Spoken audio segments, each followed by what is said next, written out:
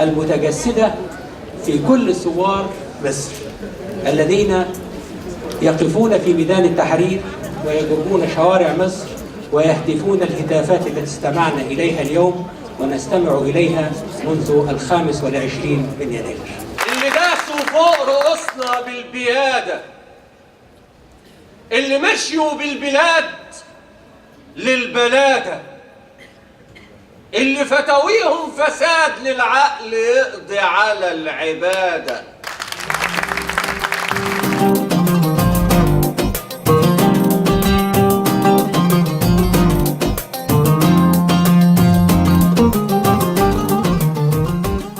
أنا شعوري كأم غير كل الناس. أنا جوايا بيوجعني، بس أنا مرتاحة إن الناس حاسة بيه، حاسة باللي هي عملته ليه، اللي هو عمله للدولة، فهو الناس حاسة بيه، أنا مرتاحة لده. لكن أنا كأم جوايا الحمد لله. طب إمتى تحسي إن أنت مرتاحة؟ لما أخد عينين جمال مبارك وأخد عينين ابن حبيب العدل. احنا كلنا الحمد لله ذو يعني شهادات وحرفيين وناس متزوجين معظمنا وشباب زي الفل، كلهم شهادات وكلهم ناس محترمه. واحنا يعني احنا لسه دلوقتي احنا في حفله على راسنا مثلا الاستاذ او الدكتور احمد حراره اللي فقد عينيه الاثنين، ولغايه النهارده احنا كنا ممكن نتصفي عينينا احنا كمان، لان احنا لغايه الثوره لغايه النهارده يعتبر ما خدناش اي حق من حقوقنا.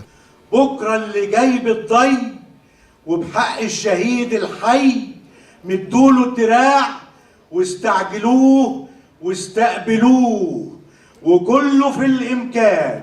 هذه الثورة فجرت الطاقة الخلاقة عند الشعب المصري والمتابع لموجة الغناء على اليوتيوب ووسائط التواصل الاجتماعي القائمة، يدرك أننا مقبلون على مرحلة جديدة من حياتنا الفنية والثقافية.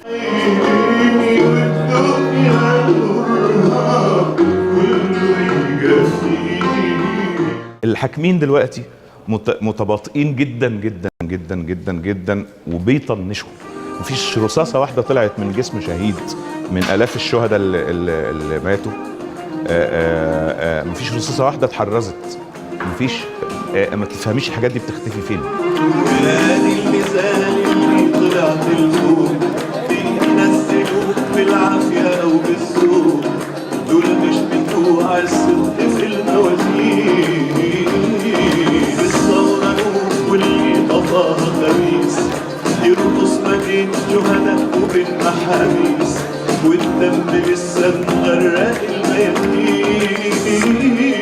الحزن طايح في قلوبنا بجد، مفضلش غير الشوك في شجر الورد. الربيع ودخل في أغلى كمين، وفي انتظار دي أسمع الأيام، غيرك في قفصه بيضربوا له سلام، وانت الجزم قبل الكفوف جاهزين. واحد ينزل في يناير يوم 28 عين تطير، فيصر انه ينزل في كل مظاهره برضه وهم عارفينه راصدينه يعني، ومش بعيد نفس اللي يعني اصابه في عينه دي هو اللي قاعد له لعينه الثانيه، وبينشنوا وكانهم بيتراهنوا في المولد على البومب اللي كنا بنلعبه زمان، او يعني كانها لعبه بالنسبه لهم يعني.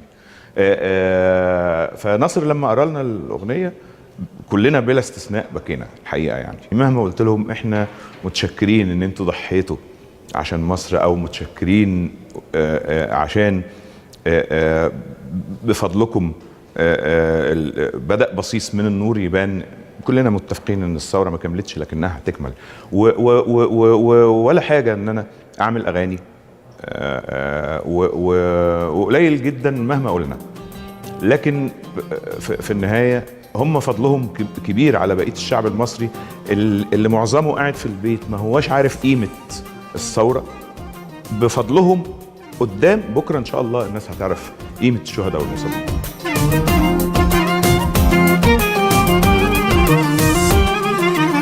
غازل العصافير قضبانها، زنزانة لجلك كرها سجنها، دوق زينا حلاوة الزنازير.